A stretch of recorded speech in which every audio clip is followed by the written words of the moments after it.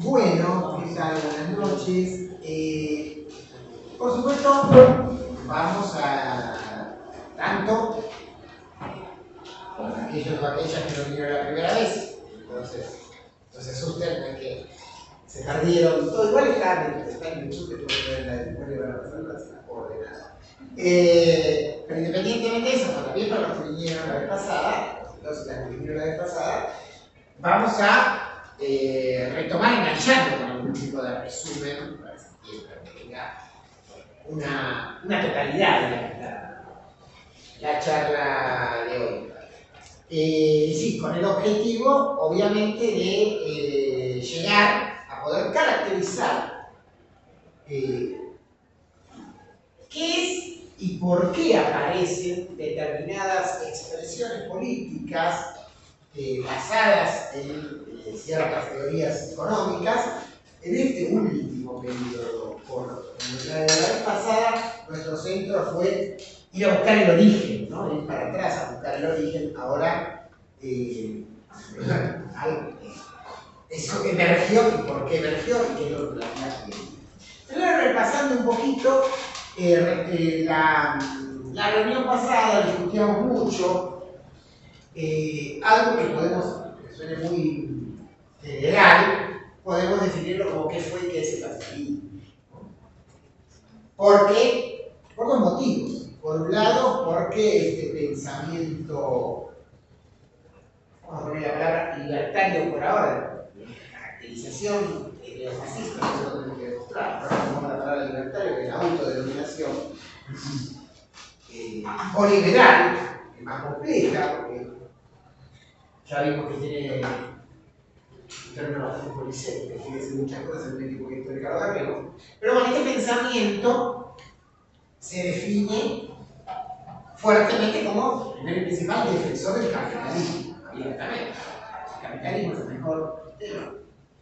Entonces, ahí aparece la pregunta de qué es el capitalismo. Y segundo, porque nosotros vamos a sostener como hipótesis que la aparición de este pensamiento es consecuencia de un conjunto de crisis que apareció en el capitalismo del siglo XXI. Por lo tanto, el tema del capitalismo está puesto ahí arriba de la mesa, siempre. Decíamos la vez pasada que no hay discusión en cuanto a que el capitalismo como régimen social histórico, como modo de producción, generó en su momento culmine un crecimiento impresionante, como nunca en la historia de las fuerzas productivas, que se puede mostrar con un gráfico, que lo vean que va a aparecer, ¿no? Se llama el gráfico del palo de golf, ¿no? La forma de un palo de golf, que muestra, lo podemos ver midiendo Producto Bruto Interno, Producto Bruto per cápita, midiendo productividad, midiendo lo que quieran, un enorme salto hacia arriba a partir del 1800, con respecto a todo el crecimiento, digamos, de riqueza de la humanidad en el periodo anterior. Sin embargo, el sin embargo es muy fuerte. Entonces dijimos, sin embargo, decíamos la vez pasada, el capitalismo no resolvió los problemas estructurales de la humanidad en términos de desigualdad y que se generó algunos nuevos. Yo el otro día lo dije rápido eso, ahora me gustaría darles a ustedes algunos datos, si no queda como una frase, ¿no?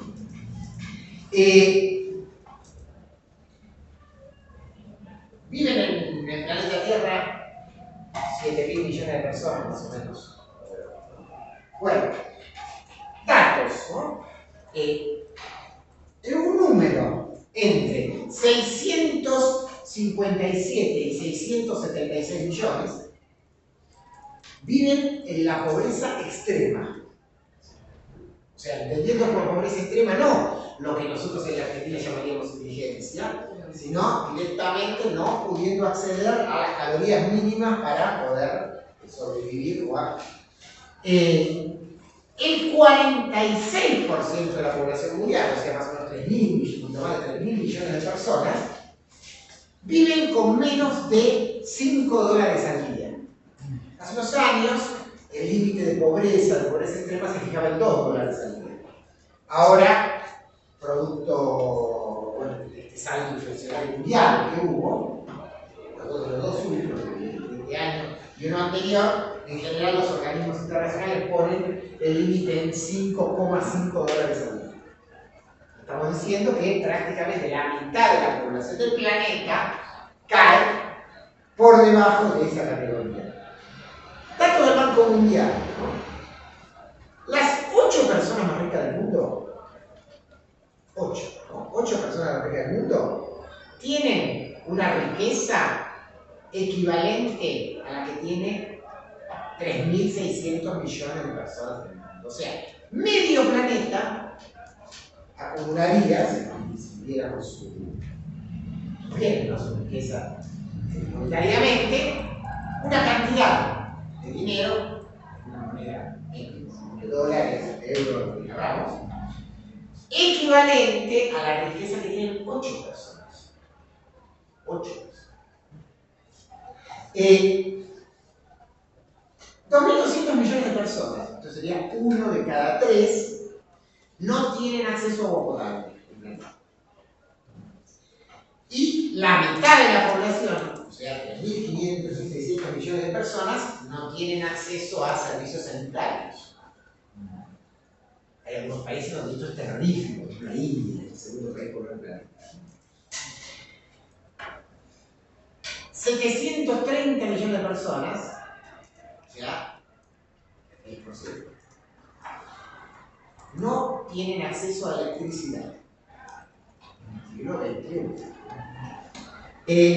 Y casi el 40%, 37% para ser más exactos, de la población del planeta no tiene acceso a Internet. Lo podría decir, en el mundo de la globalización, donde hablamos, explicamos, desarrollamos un montón de cosas, discutimos un montón de cosas, el mundo cambió a partir de Internet y entonces los flujos, bla, bla, bla. Bueno, el 40% de la población del planeta no tiene acceso directamente, no llega a la conexión. Estos números son números que vienen sosteniéndose a lo largo del tiempo.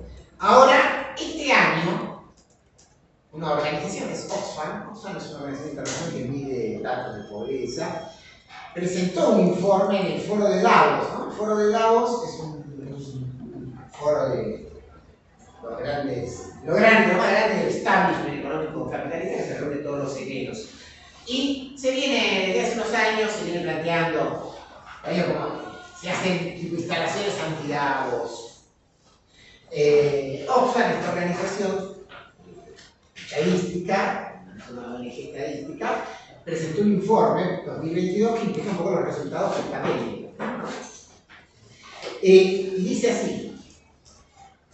En los últimos 24 meses, o sea, los 2 años de la pandemia, justamente, la riqueza de los 1.000 millonarios, o sea, personas que tienen más de 1.000 millones de dólares de riqueza individual, se incrementó más que en los 23 años anteriores. O sea, durante la pandemia, con todo lo que eso implica en términos de caída de productos muy grandes, una situación de crisis que medida en términos económicos es más grande que la crisis de 30, más pareja. Es una destrucción de la riqueza que se quiere parecida a un año de la Segunda Guerra Mundial, que eso llegó la pandemia. Sin embargo, la cúpula rica del planeta incrementó su riqueza más que los 23 años anteriores, o sea, más que todo el siglo XXI. Surge, bueno, no voy a dar más datos porque hay muchos más, ¿no? Surgen nuevos millonarios en muchos sectores.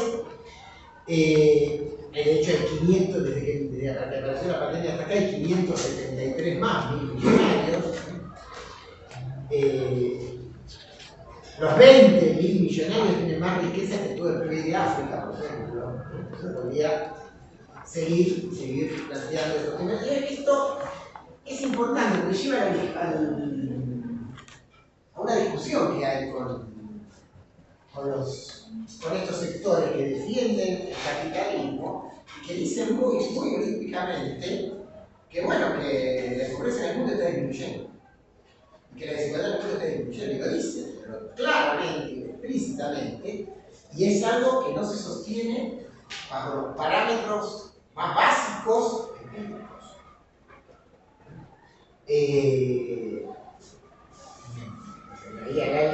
A veces uno podría estar 2 horas leyendo datos de esto. Ahora, decíamos la vez pasada, bien, ahora el capitalismo no siempre fue igual. A ver, el capitalismo fue siempre violento. De nuevo, frente a ciertas visiones idílicas de, bueno, el capitalismo es un sistema pacífico donde se resuelven en el mercado los conflictos y el más inteligente gana, o el que se le ocurre una idea puede vender y tener una ganancia superior, etcétera, etcétera. Bueno, eso no se verificó nunca. Desde el comienzo, desde la época de la acumulación original, nosotros en la clase pasada poníamos un par de ejemplos, lo que cuenta Marx de Inglaterra, del capitalismo, podemos poner los del propio surgimiento de la clase dominante de la primera del siglo XIX. El capitalismo siempre fue un régimen que se basó en la explotación, incluso la explotación visiblemente física de los que no tenían medios de producción, o sea, de la clase trabajadora. Sí, el capitalismo en su edad de oro, siglo XIX, el capitalismo donde se discutía, por ejemplo, la clase se planteó como un gran triunfo de la clase trabajadora cuando a mediados del siglo XIX se logró la ley de 11 horas. De 11 horas. Y durante décadas, la gran consigna del movimiento obrero y la organización sindical fueron las 8 horas de trabajo. O sea, hay una característica general. Ahora, sí es cierto, nosotros lo decíamos la vez pasada, que hay un momento en que el capitalismo explícitamente entra en una fase de decadencia con respecto a lo que tiene para ofrecerle a la humanidad. Y acá me voy a detener sobre esto. Lo definíamos la clase pasada, utilizando una definición clásica, que es la clásica del marxismo, la de Lenin, que es época imperialista o época del imperialismo. Si bien se ha generalizado esto como, a cualquiera que no le pregunte sobre la explicación marxista del imperialismo, del imperialismo del siglo XX, en realidad valdría aclarar que el término imperialismo no es un término que nace en el marxismo. El término imperialismo era utilizado por las relaciones internacionales, por la teoría de las relaciones internacionales tradicional, para intentar explicar a final del siglo XIX por qué se había lanzado esa carrera entre las grandes potencias de aquel momento por la conquista de hasta el último pedacito del territorio que hubiera en el planeta. Porque ¿qué había empezado a pasar? Había empezado a pasar que a lo clásico era el Imperio Británico, o los viejos imperios, el Imperio Español que se estaba cayendo, el Imperio Portugués que tenía unas colonias en África. Si aparte de eso se habían lanzado nuevas potencias, y la vieja también, a agarrar lo que hubiera en el planeta. Y entonces tenemos a Bélgica conquistando un pedazo del Congo, a Italia conquistando Libia y Etiopía, a Inglaterra, a los franceses conquistando el norte de África y el sudeste asiático, los propios Estados Unidos, Alemania naciente. Entonces aparece una pregunta: ¿qué es eso? ¿Por qué eso? Eso fue llamado imperialismo. Mucho antes de que el marxismo discutiera sobre el imperialismo. Y se señalaba, que han estudiado historia o algo de historia lo saben, que eso iba a llevar inexorablemente, cuando se agotara el espacio territorial, a un enfrentamiento. Se lo llamaba la paz armada en los primeros años del siglo XX, que después se termina estallando con la Primera Guerra Mundial. Entonces, esta época que este capitalismo que se abre a partir del siglo XX, del comienzo del siglo XX, del siglo XIX, ahí podemos debatir historiográficamente el momento exacto, pero entender esto, que nos dejó de ahí para acá. Y nosotros decimos, nos deja guerras, lo más fuerte es la guerra mundial, pero además muchas guerras importantes, locales importantes. Nos deja la aparición de regímenes atroces, lo charlábamos la vez pasada, los regímenes nazistas, las dictaduras en los países coloniales y semicoloniales, como por ejemplo las latinoamericanas. Nos deja la aparición de un tipo de crisis económica que había sido caracterizada por más, e incluso por otros economistas en el siglo XIX, como el capitalismo engendra su crisis, pero en el siglo XIX eran crisis locales, para la época sonaba muy fuerte, ustedes pueden leer también en la historia la crisis de 1873, por ejemplo, ¿no? O el capitalismo entre 1873 y 1895 tuvo un periodo global con alguna crisis en el medio, en la Argentina eso quedó en 1890, por ejemplo. Ahora, eso no es nada, es una anécdota comparada con cualquiera de las crisis económicas que van a existir en el siglo XX. Desde las crisis de explosión total, como puede ser la crisis del 29, la crisis que se en los 70, o, para no irnos tan atrás, en vida de ustedes, después ya pasaron la crisis del 2008-2009 y la crisis que se genera a partir de la pandemia. Pero además de esto le podemos agregar más cosas, podemos agregar fenómenos locos, la hiperinflación que aparece en Alemania en el 23, pues la lista podría ser mucho más larga.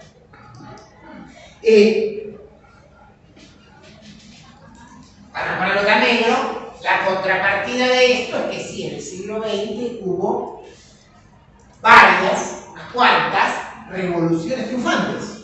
Una característica también del siglo XX. No es que no hubiera habido las revoluciones de independencia del siglo XIX, ¿no? Pero el siglo XX, con el famoso tema de revoluciones de tipo socialista, no había en el siglo XIX, el siglo XX hay. Y la continuidad, esto sí, es algo que se venía dando durante todo el capitalismo y que el capitalismo lo modificó, el aprovechamiento de opresiones, que alguien podría decir, bueno, no las inventó el capitalismo, sí, está bien, pero que el capitalismo las adaptó y hasta aprovechó para sistemáticamente transformarlas en superexplotación. Podemos pensar en el racismo, podemos pensar en el patriarcado, podemos pensar en la homofobia, podemos ver muchas cosas que donde claramente ahí aparecen hechos que no nacen con el capitalismo, porque el capitalismo los transforma en algo, bueno, es, si ahora es salario, eso es menos salario, si ahora no, se lo transforma en algo mercantilizado.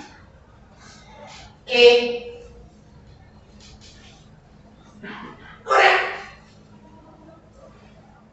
nosotros tendríamos acá que hacer un esfuerzo. Bueno, perdón, y me olvidé del último periodo, la crisis ambiental. Coloca discusión, ¿no? O sea, por primera vez el ser humano en condiciones de romper el equilibrio ecológico.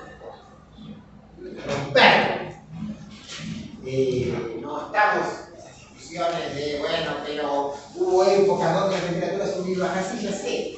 No estamos comparando con la era de los dinosaurios, no estamos discutiendo esas cosas, sino lo que estamos discutiendo es que hay una visible y efectiva intervención del ser humano a partir de la sociedad capitalista y en particular del desarrollo de la industria que ha venido generando una serie de crisis que ya ponen en riesgo la propia capacidad del planeta de resolverlas, ¿no?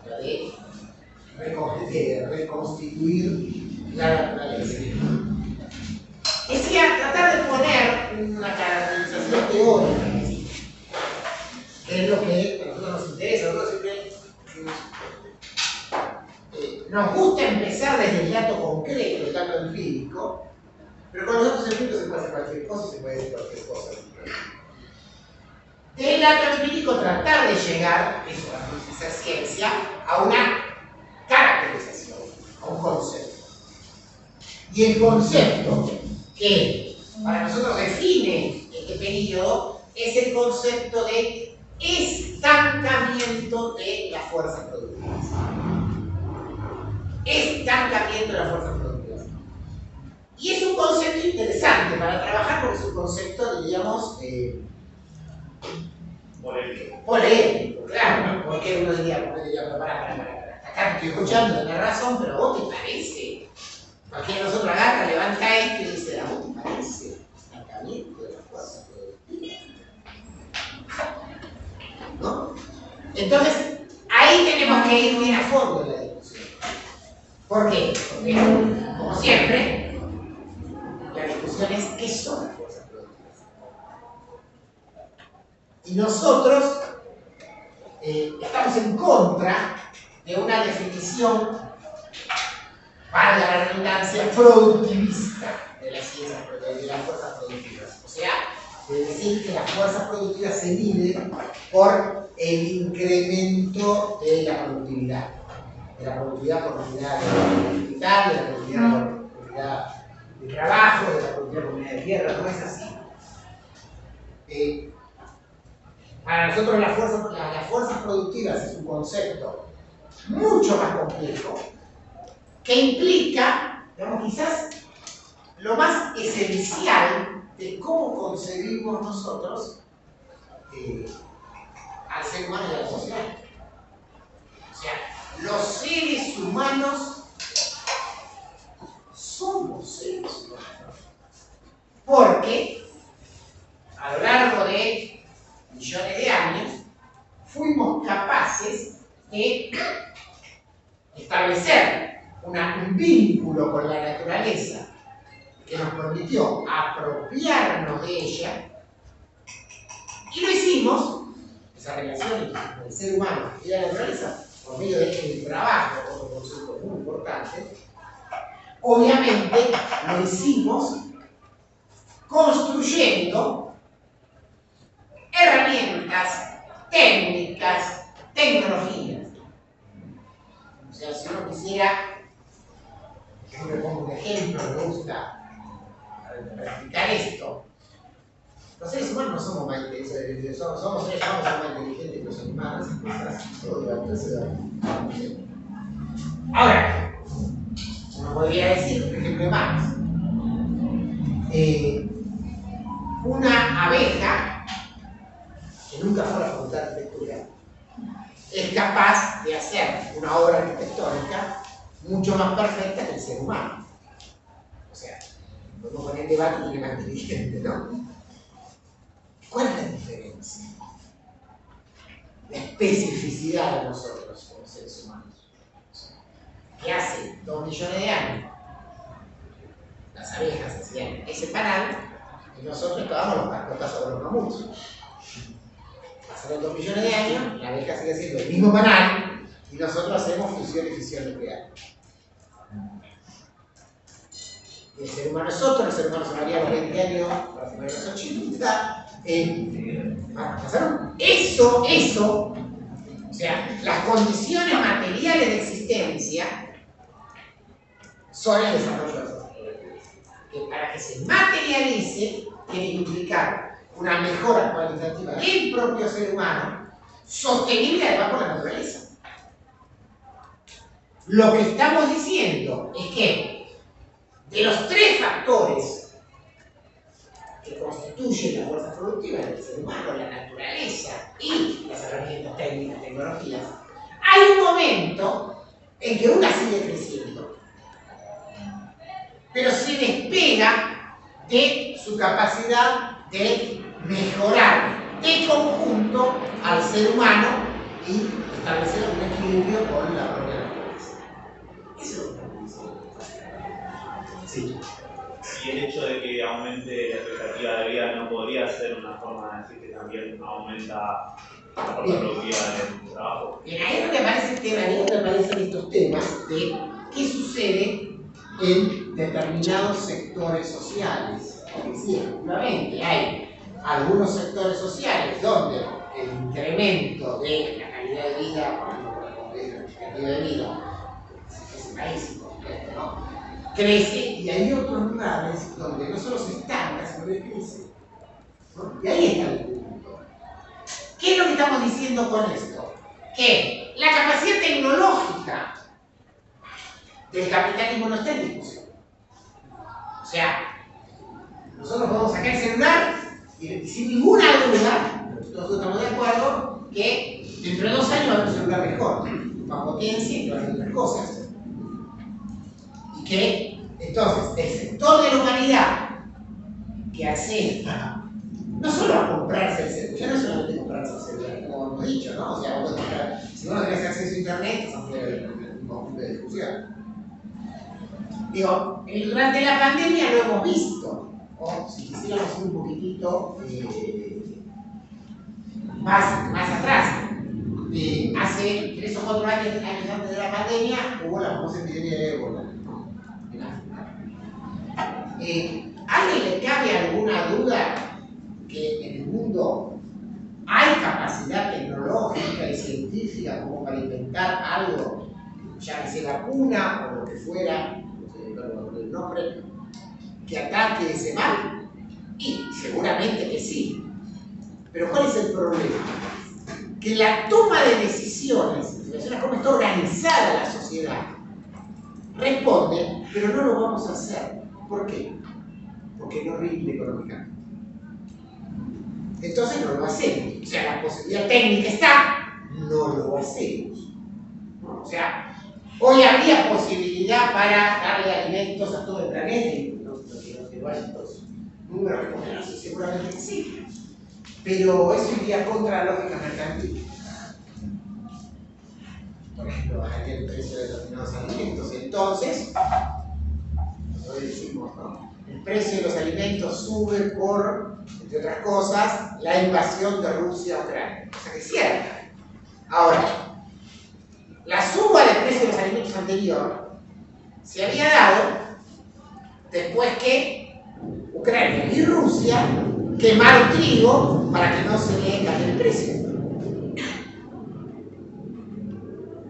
Entonces, lo que voy con esto es lo mismo cuando discutimos qué pasa con el cambio climático. El kilómetro debería tener un tema en sí mismo. Nosotros nos pasamos podríamos poner muchos más datos, poniendo datos sobre el desastre ambiental, y a dónde va, y el punto límite, y las consecuencias, y qué habría que hacer para acá, para allá. ¿Hay capacidad para analizar el fenómeno? Hay capacidad. ¿Hay capacidad para explicar cómo se podría resolverlo? Hay capacidad. Ahora, ¿y la sociedad? ¿Cómo es el capitalismo? ¿Cómo está organizado hoy en el mundo? ¿Tiene los incentivos para hacerlo? Claro. La toma de decisiones se hace en base a esto que sí hemos charlado la vez pasada, la especificidad del capitalismo. La explotación es una característica del capitalismo, como también es del feudalismo, del crédito. La especificidad del capitalismo es que ese dinero, la plusvalía, pero si uno quiere correrse de la lectura marxista, no mira la ganancia. La ganancia empresaria se reinvierte en base a qué, a qué indicador, a la tasa de ganancia, que determina dónde conviene invertir. O sea, ¿y dónde conviene invertir? En aquel lugar donde hay algo que se puede transformar en mercancía. O sea, donde del otro lado hay un comprador que puede utilizar eso. Eso, durante un periodo, podemos llamarlo, todo el siglo XIX, en la realidad, permitió que en el ida y vuelta, con sus más y sus menos, el capitalismo diera un balance, digamos, positivo para el conjunto de la humanidad. Insisto, con todos sus límites, ¿no? Y todas las cosas que ya dijimos en la presentación. En el siglo XX empieza a suceder lo contrario. Y a medida que vamos avanzando, se estira más esa tensión. Ese es el punto que a nosotros nos interesa. Y entonces, eso exactamente es lo que genera la crisis, porque se sigue produciendo especulativamente por arriba y en algún momento explota todo por el aire. Las guerras, porque se disputa por territorio, porque es debido a muerte disputar territorios para vender para de la prima más barata. Y las consecuencias sociales y por lo tanto también las revoluciones.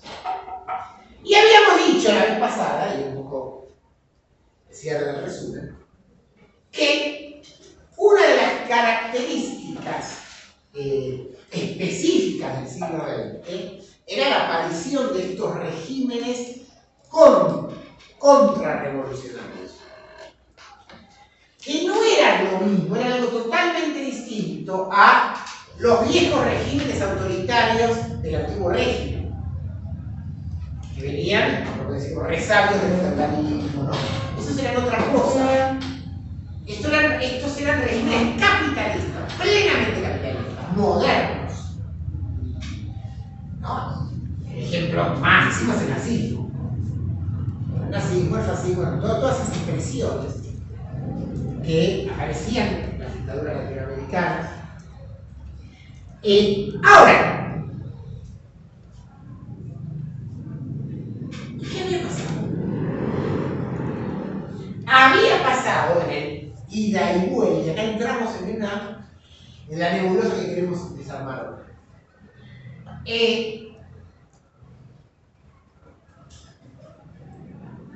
Esos regímenes habían sido derrotados. Este es un punto muy importante.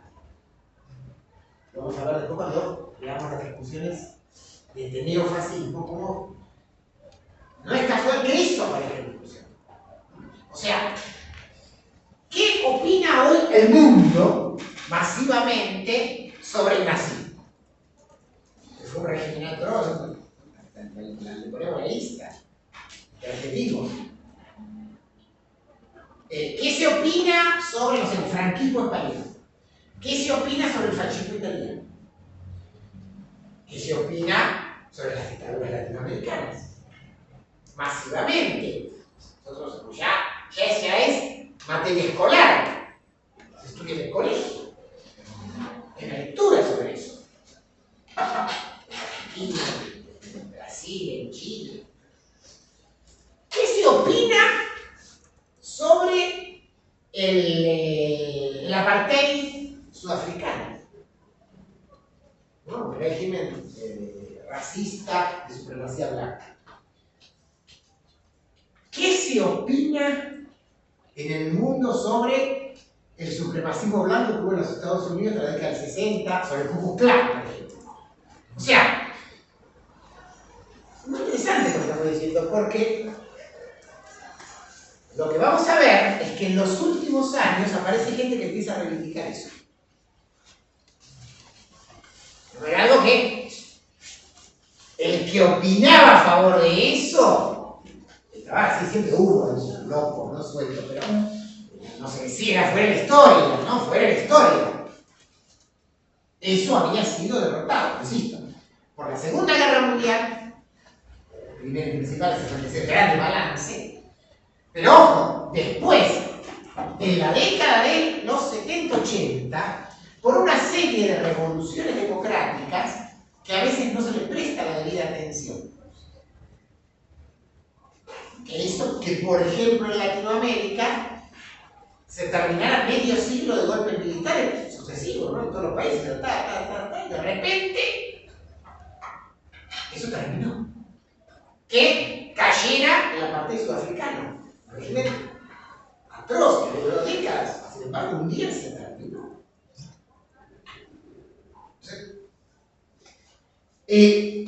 Ahora, ¿cuál es la gran contradicción? Que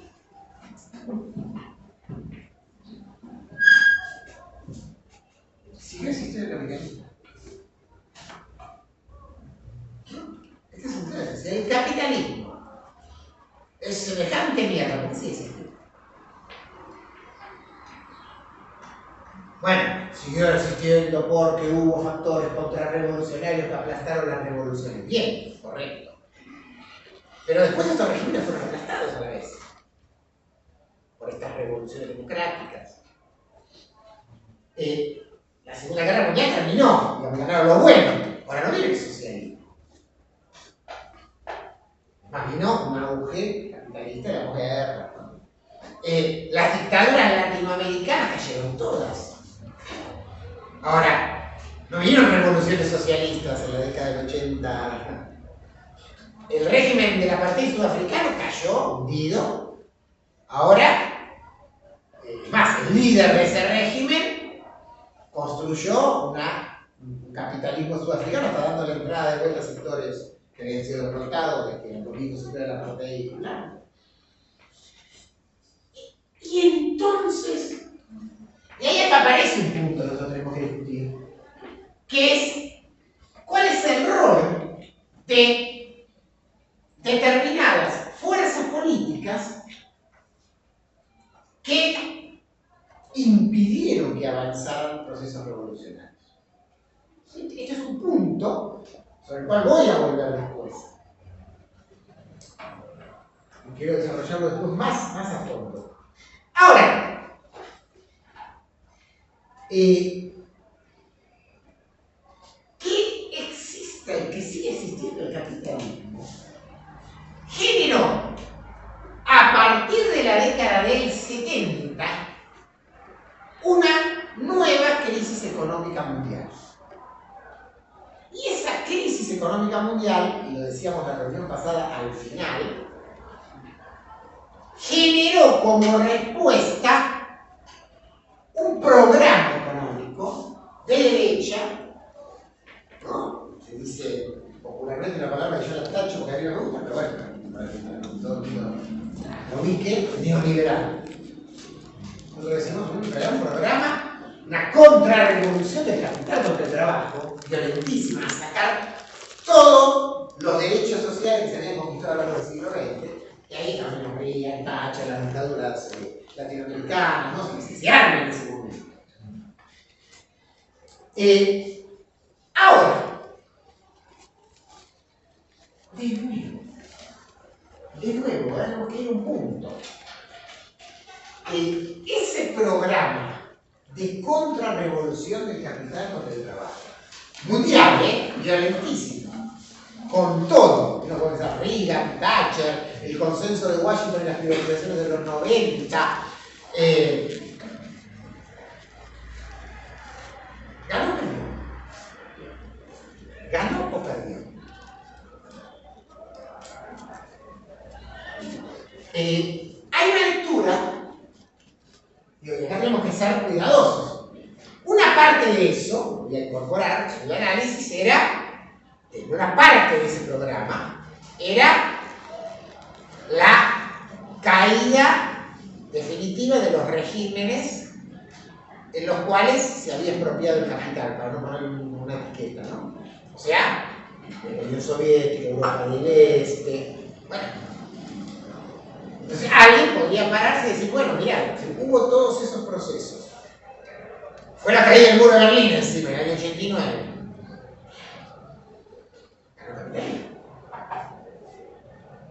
Ganó el capitalismo e impuso esos programas. Y la verdad es que lo que querían imponer no lo pudieron imponer. Y acá hay un punto nodal. Ojo, era una ofensiva tan grande que cosas que sí se impusieron. Ahora, esto es muy importante que lo entendamos, de conjunto, ese programa no pasó, salvo en un sector del planeta. O sea, donde se trabaja como quiere el programa ese de contrarrevolución económica permanente en Asia, en una parte de Asia, originalmente en la China. Hoy le podemos agregar la China del sudeste asiático. un poquito más, Bangladesh, ¿no? O sea, Sri Lanka. En África, sí, África, bueno, África es más subdesarrollado, ¿no? Pero digo, la punta industrial, primero en Asia. Ahora, los trabajadores europeos trabajan como los demás de la ley. No. Vamos a hacer un poquito más a fondo. Y los latinoamericanos ya nos pasamos al mundo subdesarrollado. Y la verdad que tampoco. Insisto, no estamos diciendo que no hubo violentos retrocesos. Ahora, si uno pregunta, por ejemplo, en la Argentina, ¿cuál es la consigna número 1 de la Cámara Argentina de Comercio de la Unión Industrial Argentina, la Sociedad Rural Argentina, CAME, AEA, del conjunto de la burguesía argentina, o después seguir sumando, y el Fondo Monetario Internacional, el Banco Mundial, que dicen, en la Argentina hay problema. La reforma laboral, la modernización laboral, la reforma laboral, ¿por qué? Porque el costo laboral es alto. Y entonces, ¿y dónde baja el costo laboral? En Asia. Para poder competir con Asia. Entonces, Europa. Hay países como Alemania, Francia, Italia, donde hace décadas que cada vez que sube un gobierno, lo primero que dice es que le va a sacar los derechos sociales que quedan a los trabajadores. La reforma jubilatoria, la reforma laboral. Lo dice, si arman una huelga tremenda, los gobiernos retroceden y todo queda como está. Viene pasando sistemáticamente. En Francia con huelgas gigantescas por características francesas, ¿no? En Alemania. Entonces, esto me parece que es importante marcarlo. Por supuesto, como es una guerra a muerte en medio de una crisis, el capitalismo rompe, logra entrar, por ejemplo, en nuestros países, Argentina, entra por el lado del trabajo en negro. Entonces, bueno, sí, está bien, los derechos están, pero yo te los violo metiéndome por el costado. Europa, toda la terrible situación de la inmigración africana. Estados Unidos, lo mismo con la inmigración latinoamericana, ¿no? O sea, tiene mecanismos de ruptura. No es que la clase trabajadora gane esto, no es así, ya sabemos. Pero no se logra imponer a fondo ese programa. Latinoamérica privatizó todo a principios de los 90. Todo. Y la línea en Latinoamérica era, en algunos casos dicho explícitamente, por ejemplo, Menem, en su momento del año 94, dice: nuestro modelo es Malasia.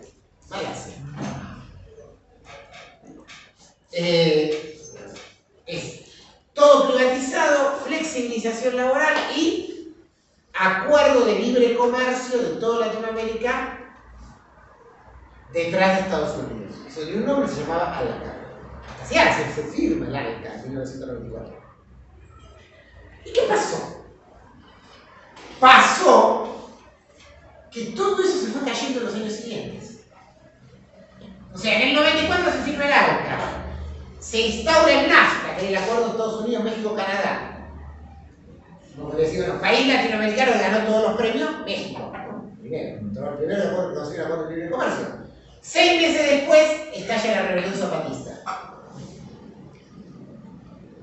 Y si uno empieza a mirar lo que pasó en Latinoamérica en los años 96, 97, 98, 99, 2000, 2001, 2002, 2003, 2004, 2005, es decir, bueno, ¿qué pasó? Esos proyectos, los gobiernos que los encarrilaban, se cayeron todos.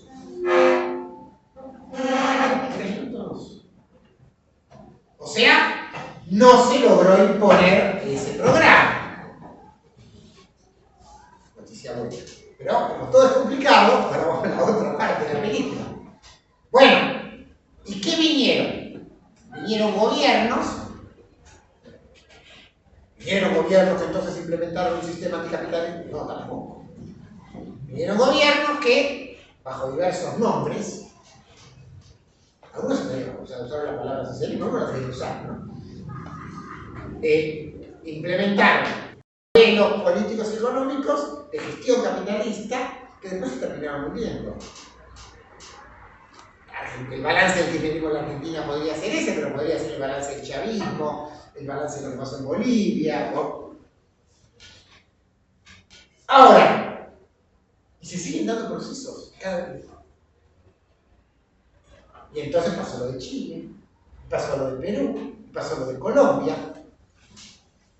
Y ojo, en Europa, una rebelión terrible en Grecia, y surgió Syriza, y en España volvió el sistema político y apareció Podemos.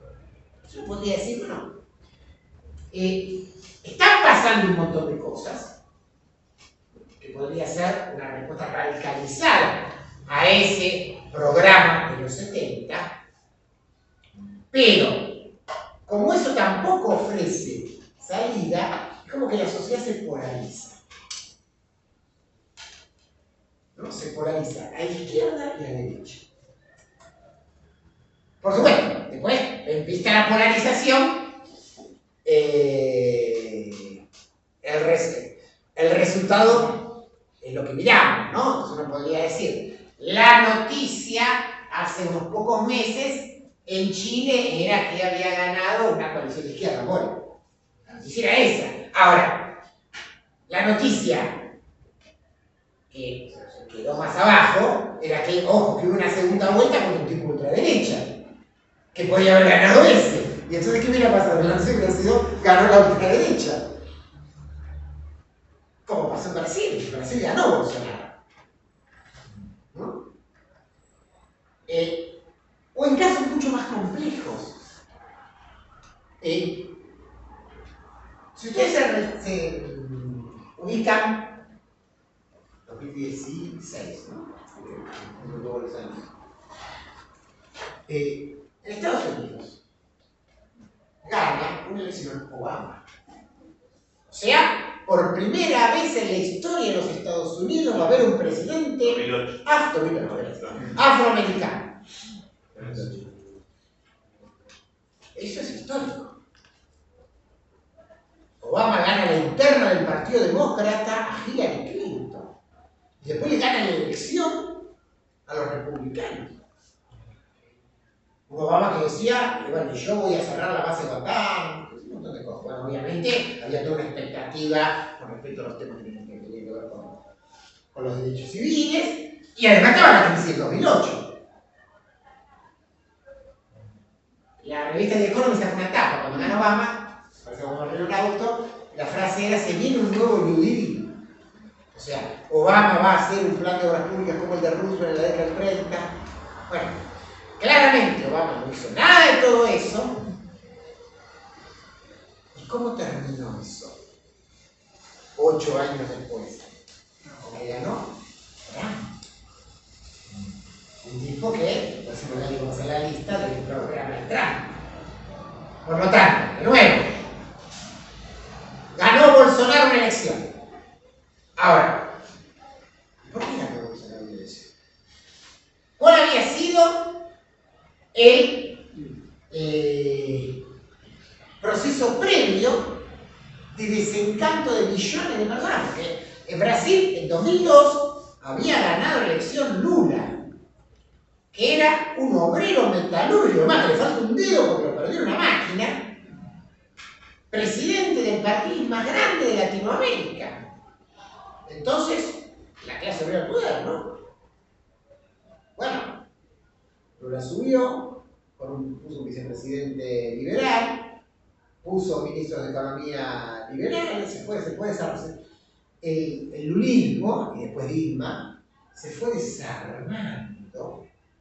Acuérdense, en la época del Mundial de Brasil, ¿no? Las movilizaciones que había, bueno, ya casi la clase trabajadora, los sectores populares de Brasil, afuera de todo eso. Una ruptura muy grande con eso, que obviamente después genera procesos posteriores y termina como termina. En la Argentina ganó más una elección.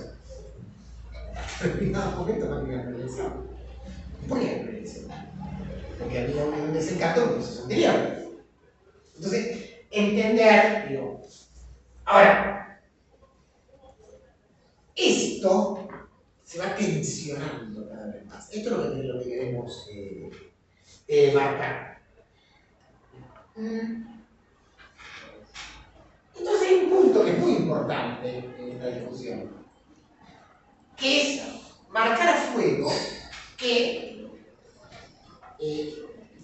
hay una responsabilidad en gobiernos que surgieron en determinado momento histórico, y estoy ya ahora hablando del momento de los 90 para acá, claramente, como producto de grandes luchas que generaron muchísimas expectativas, y que entonces el desencanto con esos gobiernos son un factor muy importante en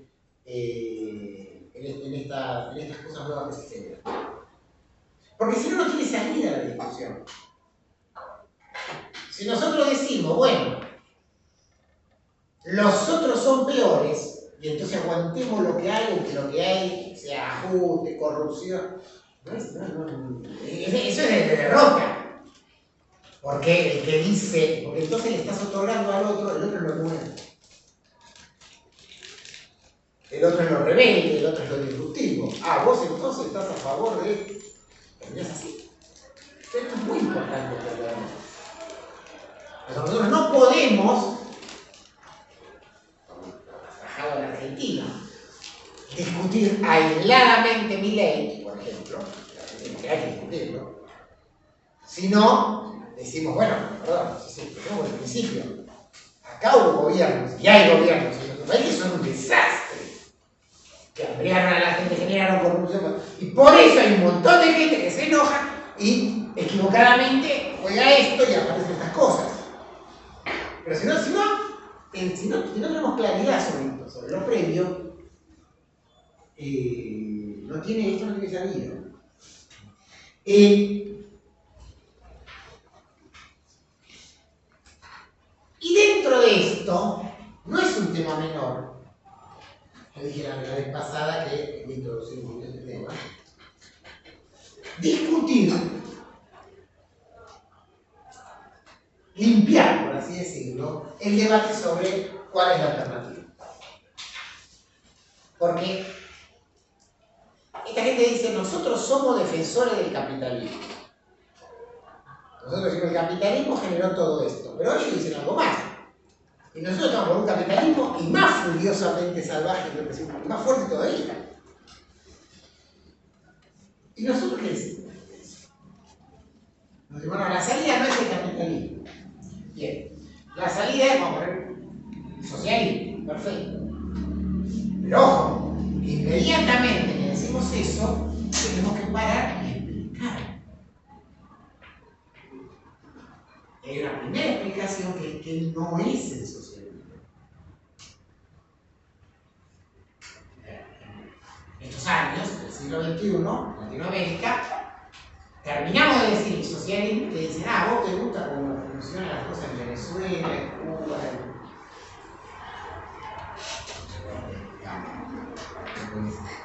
la verdad que no. No es eso lo que estoy hablando.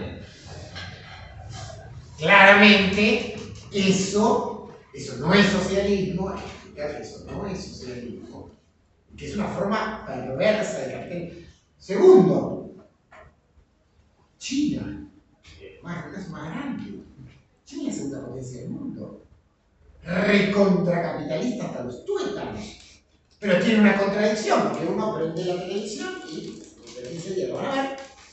¿Quién gobierna la China? Un partido político que se llama Partido Comunista de la China y tiene una hoz y un martillo grande así y una bandera roja más grande que todo el edificio. Entonces va a ser el Congreso del Partido Comunista Chino y bueno, lo podemos ver. Entonces, de nuevo, pero eso no tiene nada que ver ni con el socialismo, ni con el comunismo, ni con nada. ¿Por qué no? ¿Por qué no? Porque ¿qué es el socialismo? Ese es el punto. ¿Qué es el socialismo efectivamente? Primero y principal, el socialismo es gobierno de los trabajadores, es socialización de los medios de producción, es toma de decisiones a partir de una lógica planificada y racional de dónde se colocan los recursos. Pero además de eso, si socialismo es gobierno de los trabajadores, el gobierno de los trabajadores, para que no sea un verso, es gobierno democrático de los trabajadores. O sea, ahí hay un elemento que es durísimo, que nos lleva a una discusión previa, porque ¿dónde está el huevo de la serpiente en todo esto al final? El huevo de la serpiente en todo esto está en el estalinismo. Y ahí vamos al fondo de la cuestión. Quizás, diríamos, lo decía la vez pasada, dije, bueno, hay un número muy importante. El estalinismo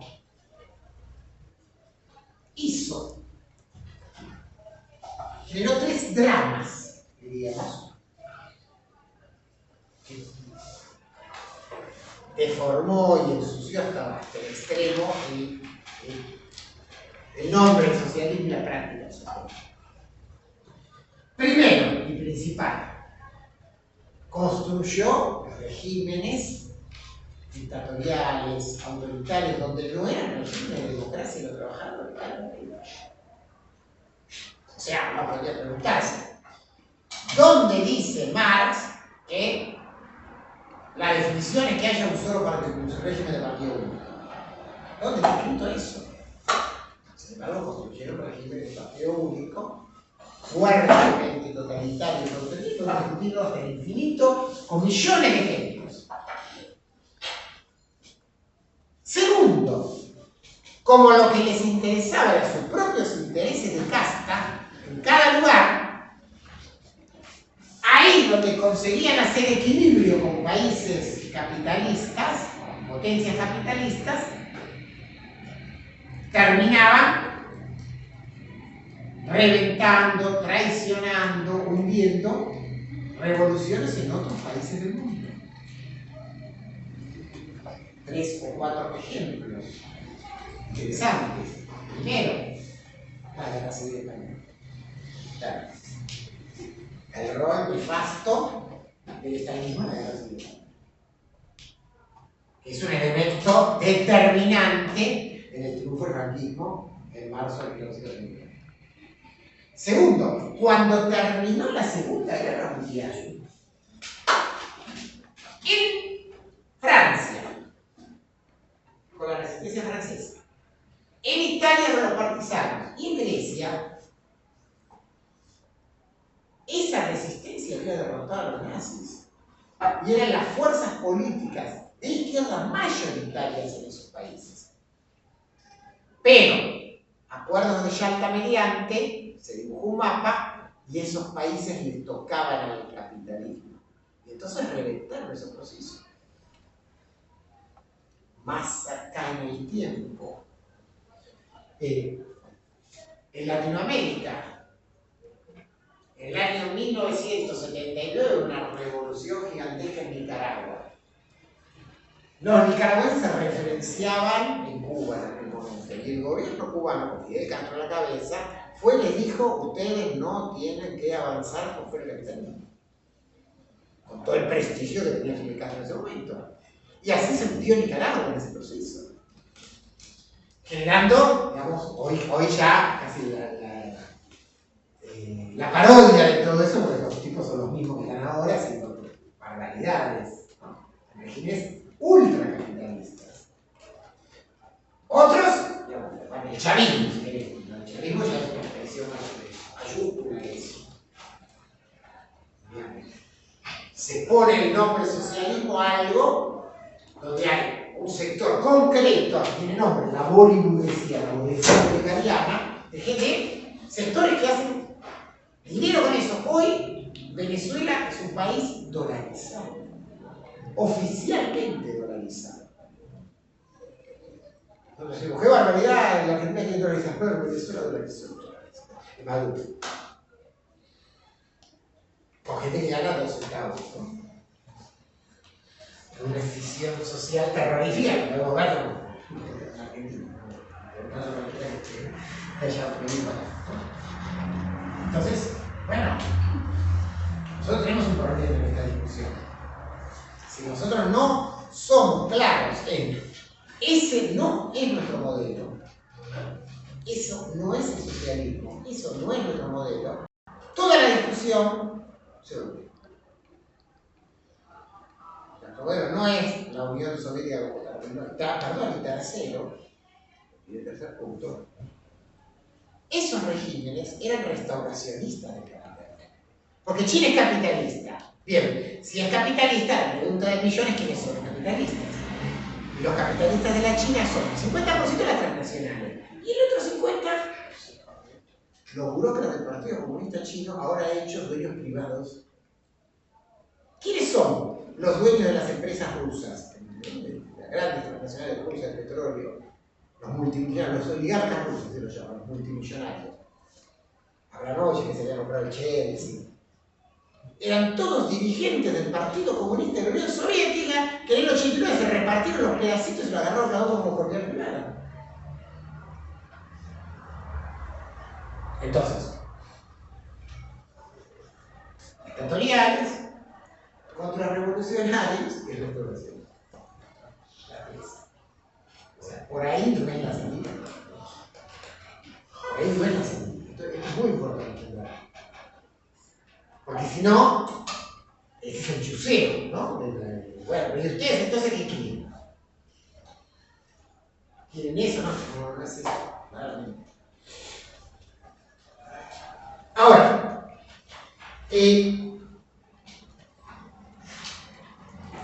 fíjense, esto es muy importante porque hoy en día nadie, desde el 89 nadie dice yo quiero construir un modelo como la Unión Soviética, porque eso se hundió.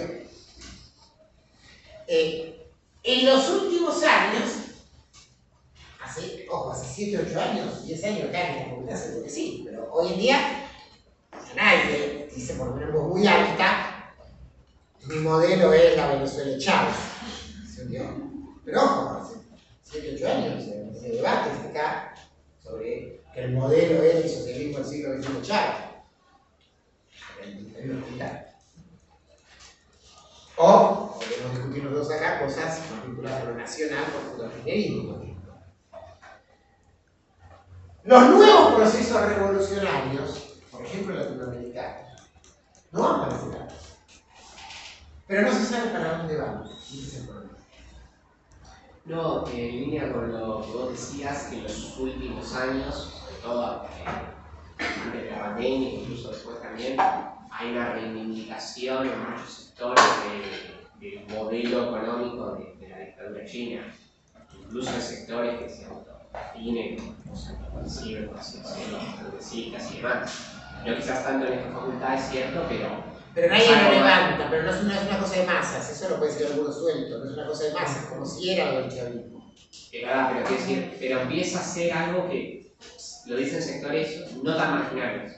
Y no, es cierto que no.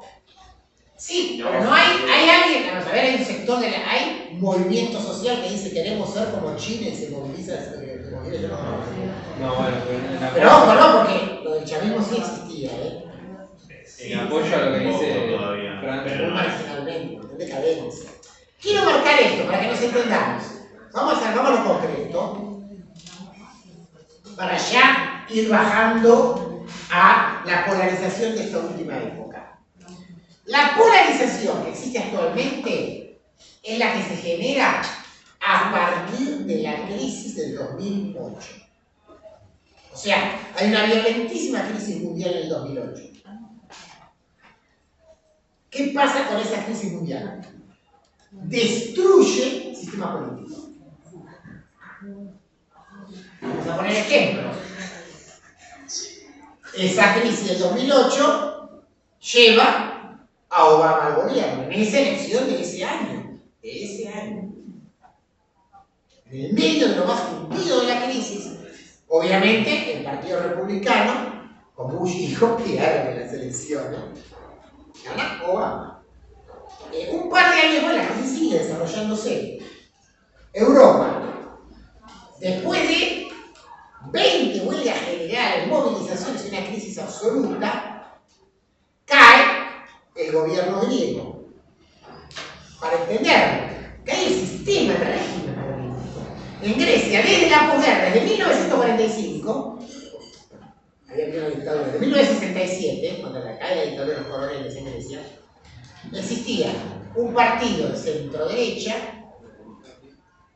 el conservador griego, y el PASOK, que era la socialdemocracia, que se habían repartido años de gobierno unos y otros. Estalla la crisis, está gobernando el partido de derecha pierde con voto castigo, sube la socialdemocracia, quiere hacer ella el ajuste, cae también, se entra en una bola donde en 2 o 3 años desaparecen, digamos, se hunden todos los partidos políticos. En ese hundimiento, ¿qué aparece? Aparece Syriza. Syriza aparece como una nueva izquierda diciendo nosotros, o sea, no le vamos a pagar al Fondo Monetario, vamos a romper con esto, si es necesario nos vamos de la Unión Europea. En el mismo momento, en ese proceso, surge también en Grecia una ultraderecha que se llamaba Amanecer Dorado. En la elección que gana Syriza, Amanecer Dorado sale segunda. Ojo. Era una organización neonazi directamente Amanecer Dorado. Ahora, ¿y qué pasó? Pasó que Syriza terminó intentando Syriza, se la justicia y hundió. Rápidamente, la gente perdió las expectativas en Syriza, terminó ganando vuelta el partido de los conservadores. España, lo mismo. Gobernaba el Partido Popular con Aznar. Se hundió en la crisis. Pasó a gobernar la socialdemocracia, el Partido Socialista Obrero Español con Zapatero. Quiso implementar el ajuste, se hundió en la crisis, terminaron las movilizaciones gigantescas en Madrid. Y de ahí surge Podemos. Y surgen otras cosas, porque se han valido en Cataluña, no pasan muchas cosas. Ahora, ¿se rompe el sistema político? Sí, se rompe. Al Partido Popular le sale otra expresión de derecha que era Ciudadanos en ese momento. Pasan un montón de cosas. Ahora, ¿cómo termina? Termina Podemos haciendo una alianza con el Partido Socialista Obrero Español, una alianza de gobierno, y los dos juntos tratando de implementar el ajuste. En el medio de todo esto, aparece Vox. O sea, por primera vez en España, una organización que se define abiertamente franquista. Abiertamente, o sea, los actos cantan de cabezón. Y que empieza a desarrollar todo un programa de ultraderecha llevado, ¿no? O sea, es antirregionalista y entonces anti-autonomía catalana, es homofóbica, es antifeminista, hasta llega a reivindicar las corridas de toros, ¿no? Contra todo, en España había todo un movimiento progresista, bueno, terminar con las corridas de toros, tema baleado, muchas regiones habían prohibido las corridas de toros, las consignas. O sea, la bandera de Vox es una bandera española con un toro negro en el medio. Y Vox crece electoralmente hasta entrar en muchos parlamentos regionales y en Andalucía ganar las elecciones, hacer un acuerdo con el Partido Popular y gobernar la Junta Autonómica. Así aparece eso. Aparte que en menos de 10 años pasó de ser un partido ultra marginal de Andalucía a saltar a nivel nacional y ahora creo que son tercera fuerza. Exactamente. Ahora, de nuevo, esto es inentendible sin entender el hundimiento de Podemos. O sea, de la ruptura del sistema político.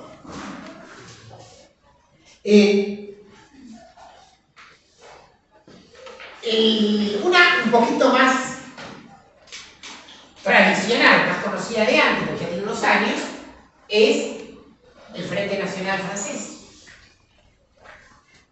El Frente Nacional Francés, ahora con Marine Le Pen, vamos a mirar el programa del Frente Nacional Francés. Además de todas las barbaridades, agreguémosle ahí la islamofobia, ¿no? Un elemento muy fuerte en Francia.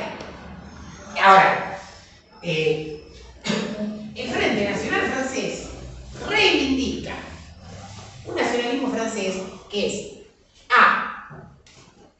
Juana de Arco contra la Revolución Francesa. Su modelo de Francia es Juana de Arco, o sea, es pre-Revolución Francesa. ¿Qué significa? Modelo para algo, disculpame por... Juana de Arco es el nacionalismo de la formación del Estado Nacional Francés en la Guerra de los 100 años con los ingleses.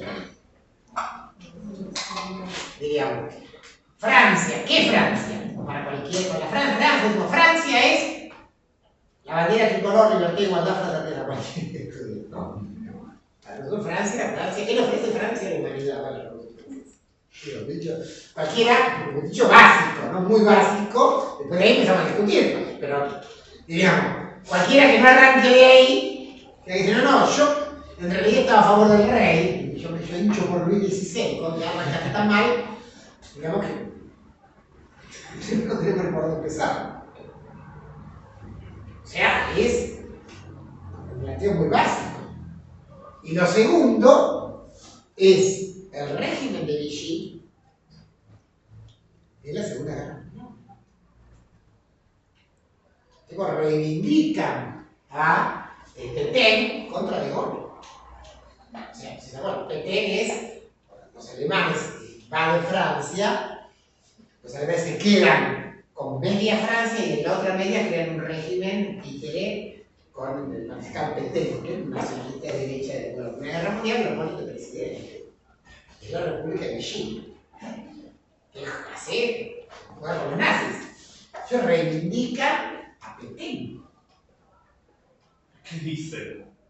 Que, bueno, que no es cierto que en Francia hubo represión contra los judíos, que no es cierto. Bueno, pero dice que no es cierto, no dice que está bien.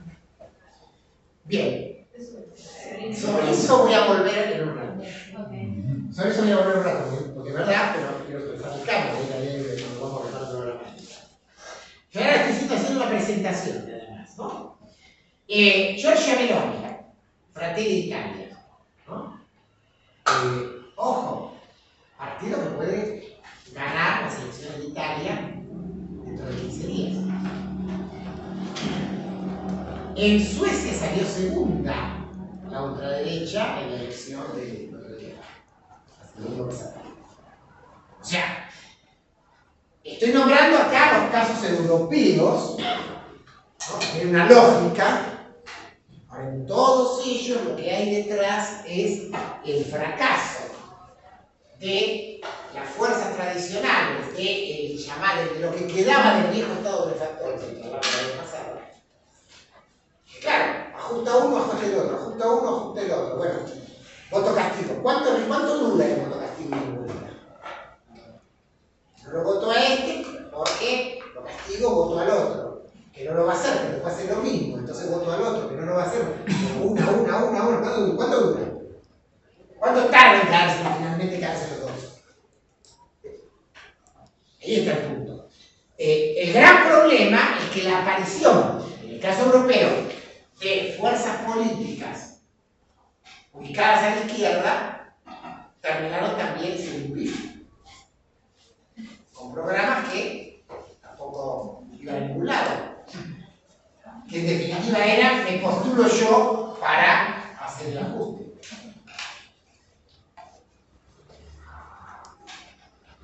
El trumpismo, Trump, en Estados Unidos, en cierta forma es lo mismo, porque ¿qué pasó? Después de 8 años de un gobierno de Obama, donde no hizo ninguna de las cosas que se esperaba, hay elecciones.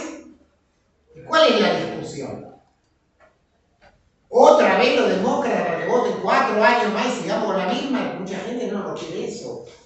Ojo, en la lógica norteamericana, eso se expresaba no tanto en un voto castigo, un voto a favor de los republicanos, sino como eso, una retirada, ¿no? Como el voto ese optativo, mucha gente que directamente no va a votar.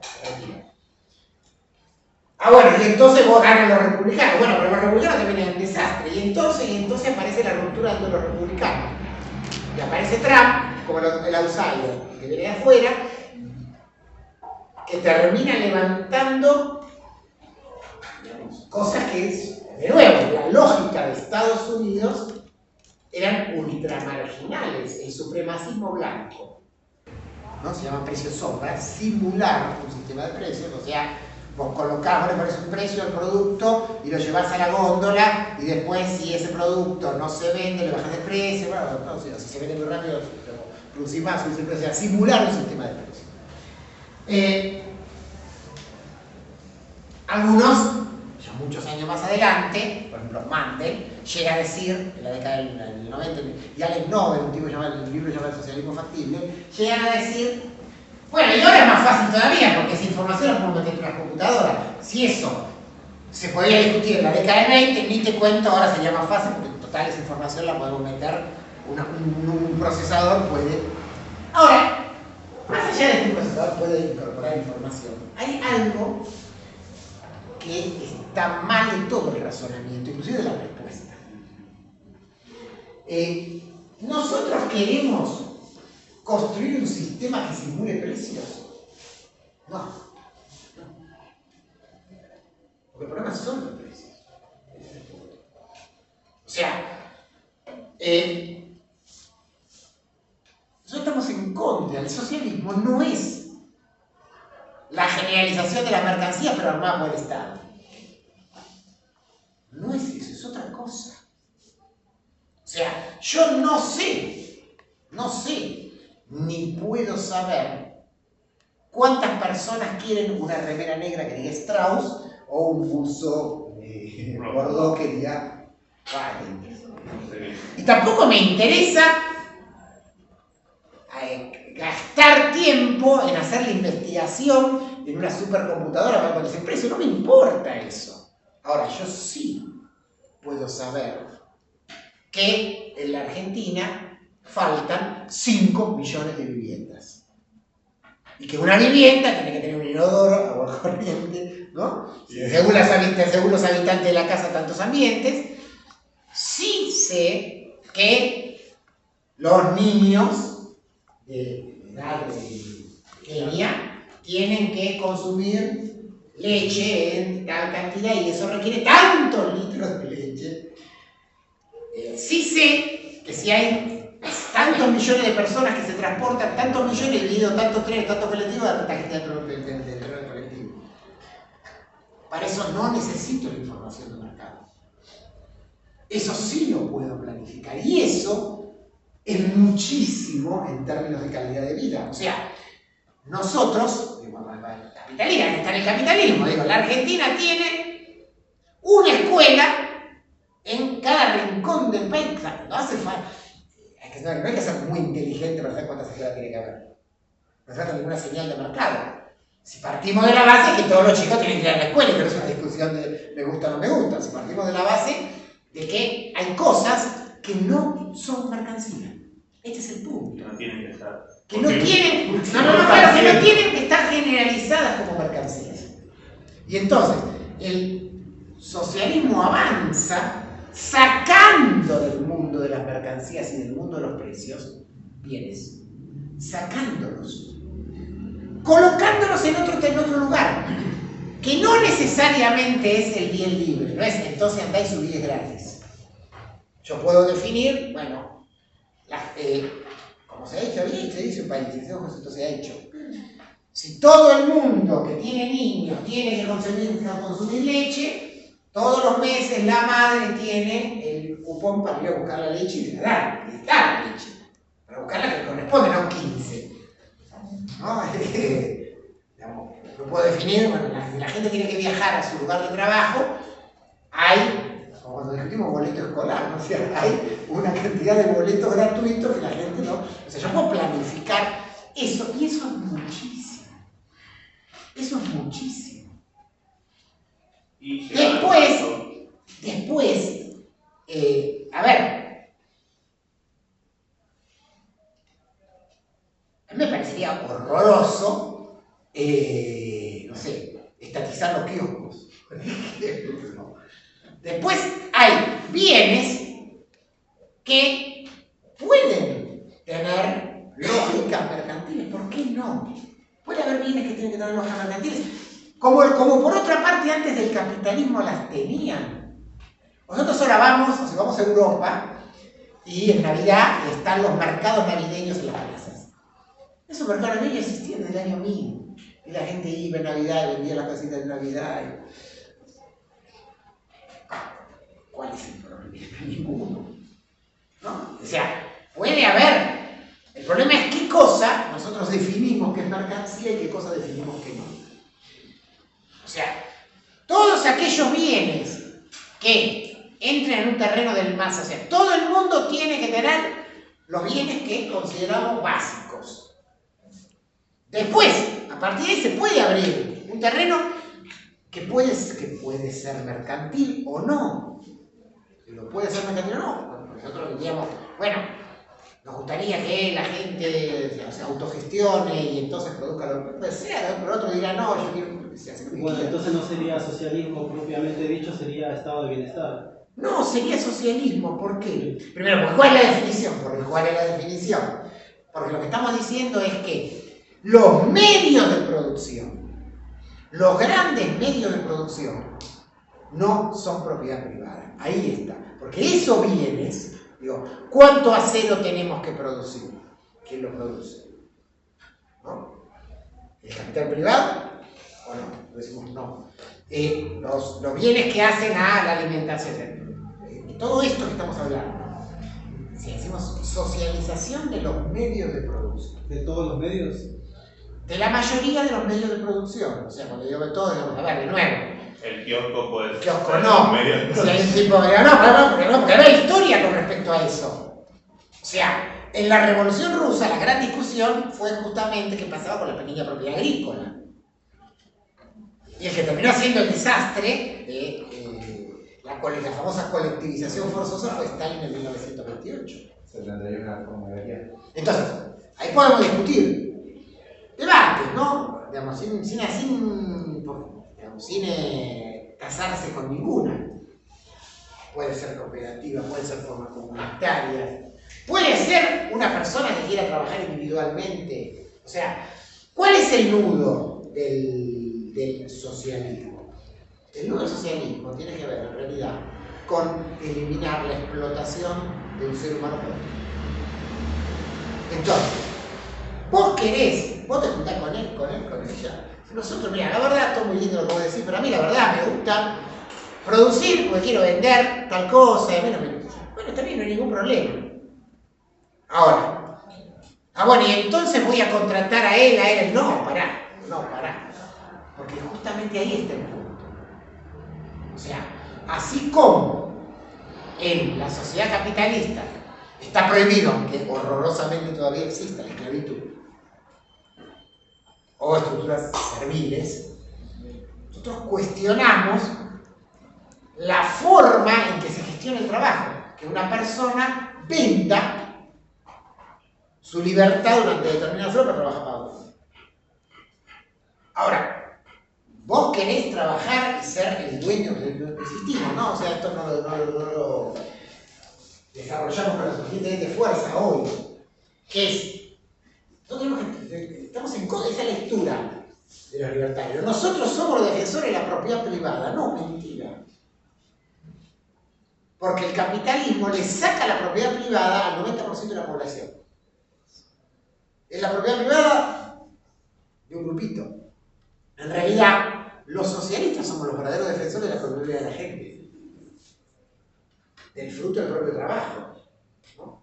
Del derecho a, bueno, yo produje algo y esto me tiene que redituar material, culturalmente, en muchos sentidos. ¿no? O sea, el capitalismo lo que ha generado es esto, que entonces muchos decimos, ¿no? La alienación en el trabajo.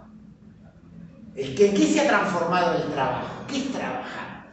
Para millones. Uno puede decir, hay un pequeño grupo que entonces se transforma en emprendedor, hace una startup y entonces con eso inventa un sistema así, bueno, buenísimo. Ahora, así no trabaja la mayoría de la población del mundo.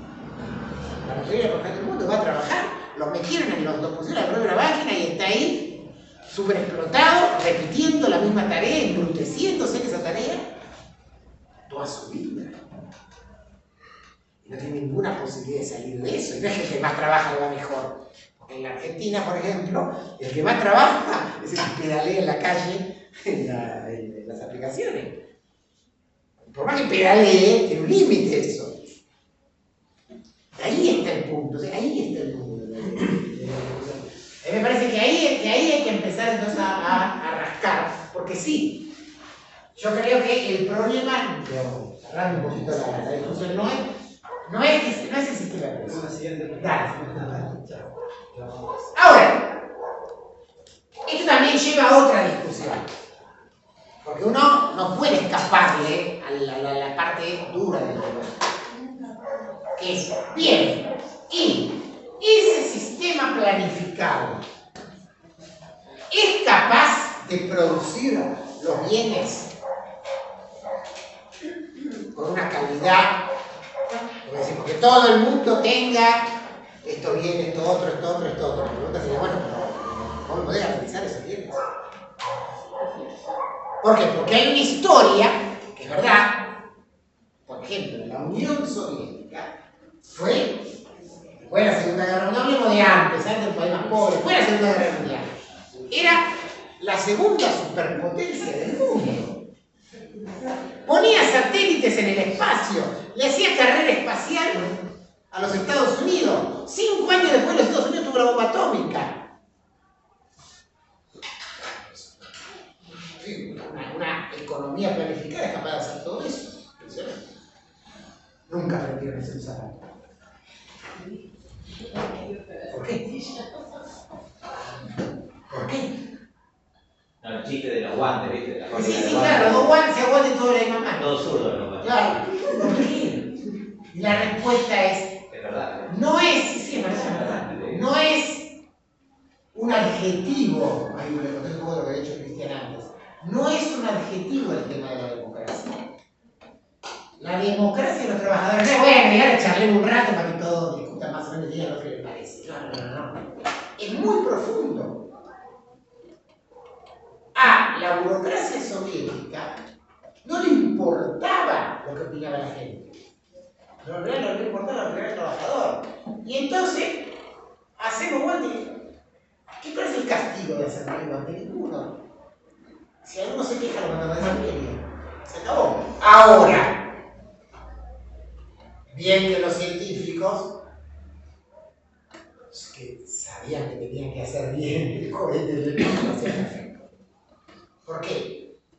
Porque como no era un sistema, como no existía esa democracia para los trabajadores, el incentivo solamente estaba en un sector. Por eso, la Unión Soviética podía hacer la industria pesada que hizo y después no podía trabajar por los bienes de consumo. ¿Cuál era la señal? Ninguna. No era sistema de precios, no otra así, era ninguna. Trotsky dice, al horror de alguno, en la revolución traicionada, la calidad de los productos es la medida de la democracia de los trabajadores. La calidad de los productos. O sea, si vos tenés democracia de los trabajadores, una vez podés hacer los guantes de un solo lado, de las dos manos igual, a ver qué pasa a los 2 meses. ¿Cuánto dura el que sea eso? ¿Qué pasa a la primera asamblea? No vamos a discutir eso.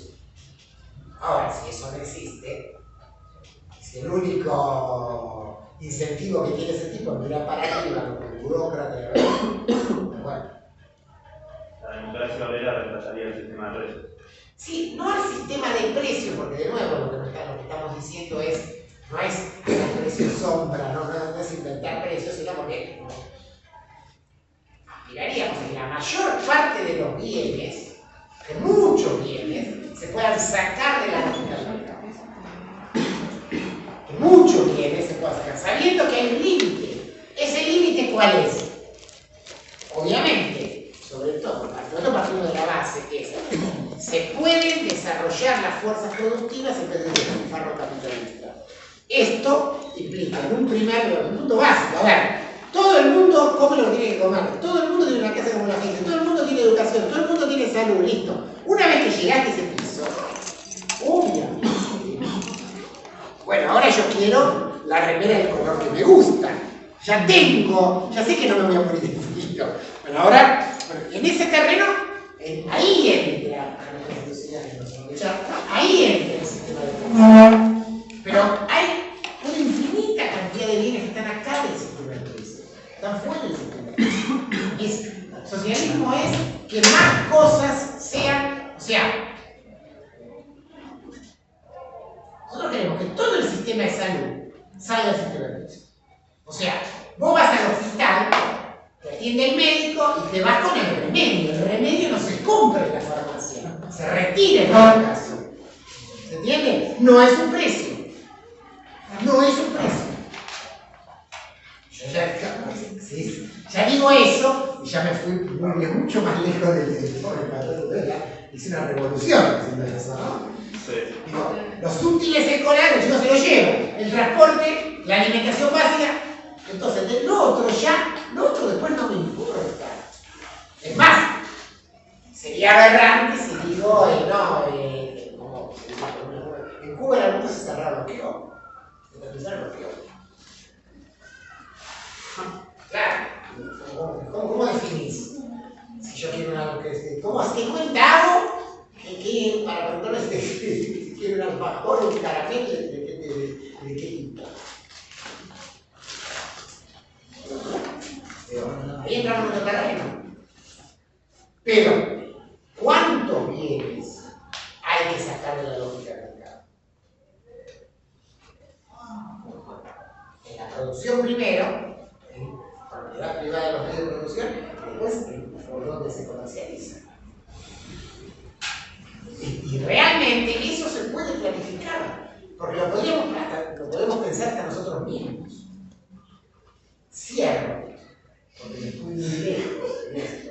¿Puedo contestar una cosa más? A los que nos enseñan, me quedé con uno, pero quiero contestar, no contestar, pero agregar porque me faltaría un punto. Parcial en la historia. No, el tema del antisemitismo. En general, esta ultraderecha moderna no es antisemita en el sentido de los nazis, lo ha cambiado por otra cosa, que es el racismo, en el caso europeo, anti-islámico. Es más, para defenderse que no somos nazis, establecen alianzas con los sectores más de derecha del país. Ese general hay, es el tipo, bueno, Milei lo autoriza, ¿no? Principalmente. Yo estoy pensando si no me hago judío. Textual. Estoy leyendo, tengo un rabino que todos los días me pasa, no sé qué cosa. Maslatón defiende. Maslatón defiende fervientemente Israel. Bueno, sí. Por eso, Maslatón no. Bueno, paro acá, porque me están vendiendo